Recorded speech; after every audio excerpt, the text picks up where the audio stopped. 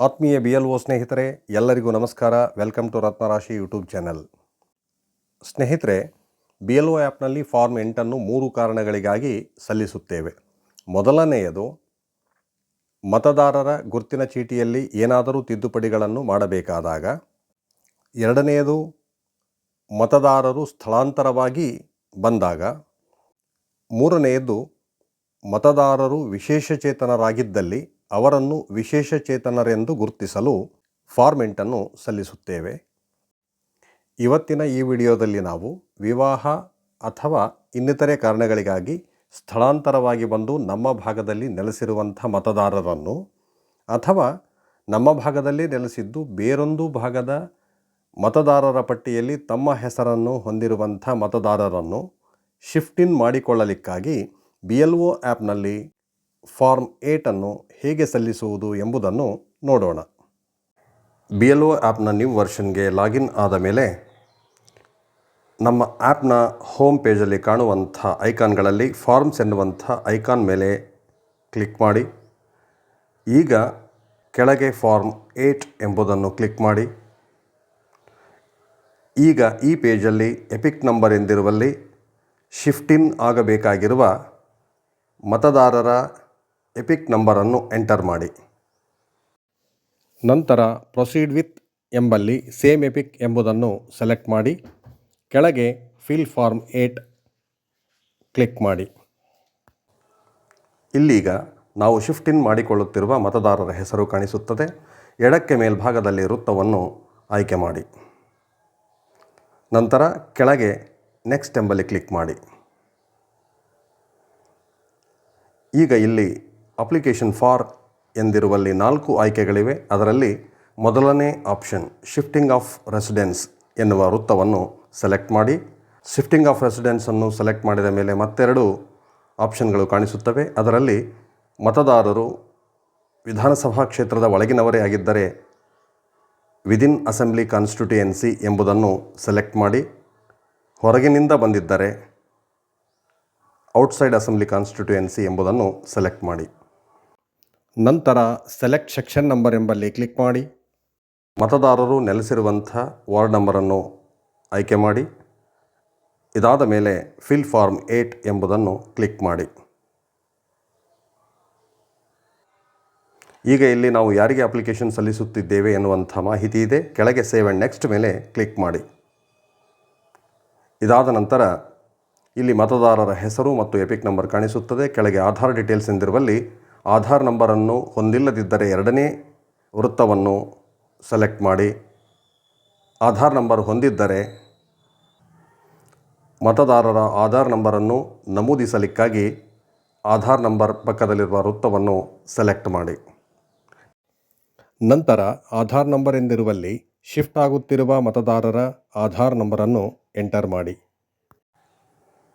ಇದಾದ ಮೇಲೆ mobile number ಎಂದಿರುವಲ್ಲಿ ಮತದಾರರದ್ದೇ mobile ನಂಬರನ್ನು ಕೆಳಗೆ ನಮೂದಿಸುವಂತಿದ್ದರೆ ಸೆಲ್ಫ್ ಎನ್ನುವಂಥ ಆಯ್ಕೆ ಈಗಾಗಲೇ ಸೆಲೆಕ್ಟ್ ಆಗಿದೆ, ಅದು ಸರಿಯಾಗಿದೆ. ಒಂದು ವೇಳೆ ಅವರ ಸಂಬಂಧಿಯ ಮೊಬೈಲ್ ನಂಬರನ್ನು ನಮೂದಿಸುವಂತಿದ್ದರೆ ಎರಡನೇ ವೃತ್ತವನ್ನು ಸೆಲೆಕ್ಟ್ ಮಾಡಿ. ಇಂಟು ಮಾರ್ಕ್ಗಳನ್ನು ಅಳಿಸಿ ಮೊಬೈಲ್ ನಂಬರನ್ನು ನಮೂದಿಸಿ. ಇದಾದ ಮೇಲೆ ಕೆಳಗೆ ಇಮೇಲ್ ID ಡೀಟೇಲ್ಸ್ ಇದೆ.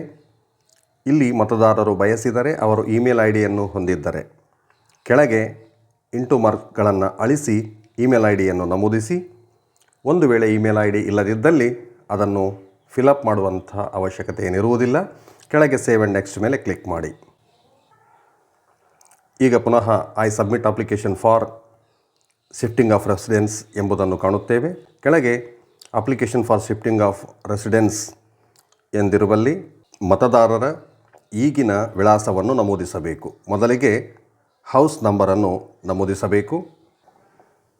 ಮತದಾರರು ಕೊಟ್ಟಿರುವಂಥ ಡಾಕ್ಯುಮೆಂಟಲ್ಲಿ ಹೌಸ್ ನಂಬರ್ ಇರದಿದ್ದಲ್ಲಿ ಮತದಾರರ ಪಟ್ಟಿಯಲ್ಲಿ ಇರುವಂಥ ಅವರ ಸಂಬಂಧಿಕರ ಹೌಸ್ ನಂಬರನ್ನು ನಮೂದಿಸಿ. ಅವರ ಸಂಬಂಧಿಕರು ಯಾರೂ ಇಲ್ಲದಿದ್ದಲ್ಲಿ ನಿಮ್ಮ ಮತದಾರರ ಪಟ್ಟಿಯಲ್ಲಿ ಕೊನೆಯ ಮನೆಯ ಸಂಖ್ಯೆ ಯಾವುದಿದೆಯೋ ಅದರ ನಂತರದ ಸಂಖ್ಯೆಯನ್ನು ಕಾಲ್ಪನಿಕವಾಗಿ ಕೊಡತಕ್ಕದ್ದು. ಏಕೆಂದರೆ ಮತದಾರರನ್ನು ಕ್ರಮವಾಗಿ ಗುರುತಿಸಲು ಅಥವಾ ಸೇರಿಸಲು ಇದು ಬಹಳ ಮುಖ್ಯವಾದದ್ದು. ವಿಳಾಸವನ್ನು ಆಂಗ್ಲ ಭಾಷೆ ಮತ್ತು ಸ್ಥಳೀಯ ಭಾಷೆ ಎರಡರಲ್ಲೂ ನಮೂದಿಸಬೇಕು. ಮೊದಲು ಇಂಗ್ಲೀಷ್ನಲ್ಲಿ ಎಂಟರ್ ಮಾಡಿದ ಮೇಲೆ ಕೆಳಗೆ ಟೈಪ್ ಹಿಯರ್ ಎಂಬಲ್ಲಿ ಕ್ಲಿಕ್ ಮಾಡಿದಾಗ ಸಹಜವಾಗಿಯೇ ಕನ್ನಡದಲ್ಲಿ ಕಾಣಿಸುತ್ತವೆ. ಅವು ತಪ್ಪಾಗಿದ್ದಲ್ಲಿ ನಾವು ಪುನಃ ಅದನ್ನು ತಿದ್ದಿ ಸರಿಪಡಿಸಬೇಕು. ಮೊದಲಿಗೆ ವಾರ್ಡ್ ನಂಬರ್, ಸ್ಟ್ರೀಟ್, ನಂತರ village or town, post office, pincode, taluk ಇತ್ಯಾದಿಗಳನ್ನು ನಮೂದಿಸಿದ ಮೇಲೆ ಕೆಳಗೆ ಸೆಲೆಕ್ಟ್ ಅಡ್ರೆಸ್ ಪ್ರೂಫ್ ಎನ್ನುವಲ್ಲಿ ಅಡ್ರೆಸ್ ಪ್ರೂಫ್ ಆಗಿ ನಾವು ಸಪೋರ್ಟಿಂಗ್ ಡಾಕ್ಯುಮೆಂಟ್ ಆಗಿ ಯಾವುದನ್ನು ಅಪ್ಲೋಡ್ ಮಾಡುತ್ತೇವೆಯೋ ಅದರ ಹೆಸರನ್ನು ಆಯ್ದುಕೊಳ್ಳಬೇಕು. ಇದಾದ ಮೇಲೆ ಡಾಕ್ಯುಮೆಂಟನ್ನು ಅಪ್ಲೋಡ್ ಮಾಡಲಿಕ್ಕಾಗಿ ಕೆಳಗೆ ಚೂಸ್ ಫೈಲ್ ಎಂಬಲ್ಲಿ ಕ್ಲಿಕ್ ಮಾಡಬೇಕು. ಈಗ ಇಲ್ಲಿ ತೋರಿಸಿರುವಂಥ ಆಯ್ಕೆಗಳಲ್ಲಿ ಗ್ಯಾಲರಿಯಿಂದ ಫೋಟೋ ಆಯ್ಕೆ ಮಾಡುವಂತಿದ್ದರೆ ಗ್ಯಾಲರಿ ಆಪ್ಷನ್ ಬಳಸಿ, ನೇರವಾಗಿ ಫೋಟೋ ತೆಗೆಯುವಂತಿದ್ದರೆ ಟೇಕ್ ಫೋಟೋ ಮೇಲೆ ಕ್ಲಿಕ್ ಮಾಡಿ.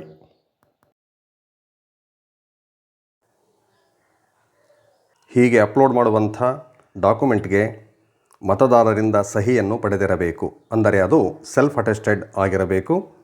ಈ ಫೋಟೋ ತೆಗೆದ ಮೇಲೆ ಓಕೆ ಮೇಲೆ ಕ್ಲಿಕ್ ಮಾಡಿ ಡಾಕ್ಯುಮೆಂಟನ್ನು ಸರಿಯಾಗಿ ಹೊಂದಿಸಿಕೊಳ್ಳಬೇಕು. ಅದಕ್ಕಾಗಿ ಕೆಳಗೆ ತೋರಿಸಲಾದ ಫೋಟೋ ಸೈಜ್ ಆಯ್ಕೆಗಳನ್ನು ಬಳಸಿ ನಂತರ ಫೋಟೋವನ್ನು ಹಿಗ್ಗಿಸಿ ಅಥವಾ ಕುಗ್ಗಿಸಿ ಹೊಂದಿಸಿಕೊಂಡ ಮೇಲೆ ಬಲಕ್ಕೆ ಮೇಲ್ಭಾಗದಲ್ಲಿ ಕಾಣುವಂಥ ರೈಟ್ ಮಾರ್ಕ್ ಮೇಲೆ ಕ್ಲಿಕ್ ಮಾಡಿ. ಈಗ ಪೇಜನ್ನು ಸ್ಕ್ರೋಲ್ ಮಾಡಿ ಕೆಳಗೆ ಡಾಕ್ಯುಮೆಂಟ್ ಅಪ್ಲೋಡ್ ಆಗಿರುವುದು ಕಾಣಿಸುತ್ತದೆ. ನಂತರ ಸೇವ್ ಆ್ಯಂಡ್ ನೆಕ್ಸ್ಟ್ ಮೇಲೆ ಕ್ಲಿಕ್ ಮಾಡಿ. ಈಗ ಇಲ್ಲಿ ಡಿಕ್ಲರೇಷನ್ ಪೇಜ್ ಓಪನ್ ಆಗಿದೆ. ಇದರಲ್ಲಿ ನಾವು ಅರ್ಜಿ ಸಲ್ಲಿಸುತ್ತಿರುವಂಥ ದಿನಾಂಕವನ್ನು ಮತ್ತು ಸ್ಥಳವನ್ನು ಕಾಣುತ್ತೇವೆ. ಇಲ್ಲಿ ನಾವು ಫಿಲಪ್ ಮಾಡುವಂಥದ್ದು ಏನೂ ಇರುವುದಿಲ್ಲ. ಕೆಳಗೆ ಸೇವ್ ಆ್ಯಂಡ್ ನೆಕ್ಸ್ಟ್ ಮೇಲೆ ಕ್ಲಿಕ್ ಮಾಡಿ. ಈಗ ನಾವು ಫಿಲ್ ಮಾಡಿರುವಂಥ ಫಾರ್ಮ್ 8ರ ಪ್ರಿವ್ಯೂ ಪೇಜ್ ಓಪನ್ ಆಗಿದೆ. ಸ್ನೇಹಿತರೆ, ಇದುವರೆಗೂ ನಾವು ಏನನ್ನು ಫಿಲ್ ಮಾಡಿದ್ದೇವೆಯೋ ಆ ಎಲ್ಲ ಡೀಟೇಲ್ಸ್ ಇಲ್ಲಿ ಕಾಣಿಸುತ್ತವೆ. ಇವುಗಳನ್ನು ಸರಿಯಾಗಿ ನೋಡುತ್ತಾ ಹೋಗಿ. ಯಾವುದಾದರೂ ತಪ್ಪಾಗಿದ್ದರೆ ಕೆಳಗಡೆ ಕೀಪ್ ಎಡಿಟಿಂಗ್ ಆಪ್ಷನ್ ಮೇಲೆ ಕ್ಲಿಕ್ ಮಾಡಿ ತಪ್ಪಾಗಿರುವುದನ್ನು ಸರಿಪಡಿಸಿ ಪುನಃ ಸಬ್ಮಿಟ್ ಮಾಡಬಹುದು. ಈಗ ಎಲ್ಲ ಮಾಹಿತಿಗಳು ಸರಿಯಾಗಿವೆ ಎಂದು ಖಚಿತಪಡಿಸಿಕೊಂಡು ಕೆಳಗೆ ಸಬ್ಮಿಟ್ ಆಪ್ಷನ್ ಮೇಲೆ ಕ್ಲಿಕ್ ಮಾಡಬಹುದು. ಆದರೆ ಅದಕ್ಕಿಂತ ಮುಂಚೆ ಬಲಕ್ಕೆ ಮೇಲ್ಭಾಗದಲ್ಲಿ ಕಾಣುವಂಥ ಎಪಿಕ್ ಎಂಬುದರ ಮೇಲೆ ಕ್ಲಿಕ್ ಮಾಡಿದಾಗ ನಾವು ಶಿಫ್ಟ್ ಇನ್ ಆಗುವಂಥ ಮತದಾರರ ವೋಟರ್ ಐ ಡಿ ಹೇಗಿರುತ್ತದೆ ಎನ್ನುವುದನ್ನು ಕಾಣಬಹುದು.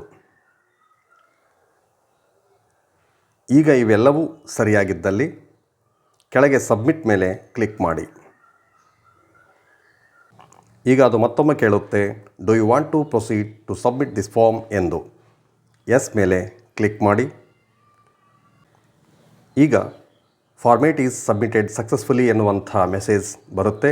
ಅಂದರೆ ನಮ್ಮ ಫಾರ್ಮೇಟ್ ಅಪ್ಲಿಕೇಶನ್ ಸಕ್ಸಸ್ಫುಲಿ ಸಬ್ಮಿಟ್ ಆಗಿದೆ ಎಂದು ಅರ್ಥ. ಇದಕ್ಕೆ ಸಂಬಂಧಪಟ್ಟ ರೆಫರೆನ್ಸ್ ನಂಬರ್ ಕೆಳಗೆ ಇದೆ.